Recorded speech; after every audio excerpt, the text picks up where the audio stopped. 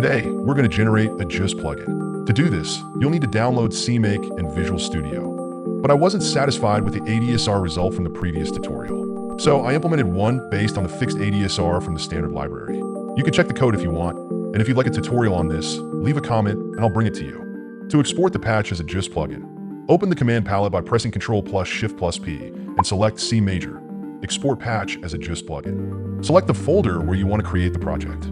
Open the cmakelist.txt file and set your Juce folder path. My path is c:/dev/Juce. Open the command prompt by pressing Shift plus right-click in the project folder and run the following command. Now, you can see that the folder has been populated with many files.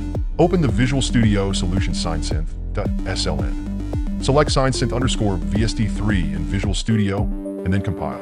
Some key plugin requirements that are satisfied include parameter automation, plugin state information. FL Studio and Reaper have default preset managers, but you can also implement a custom preset manager in JavaScript if needed. For me, these requirements are enough for my plugin, but you could implement additional features like an undo manager, A/B comparison, and more.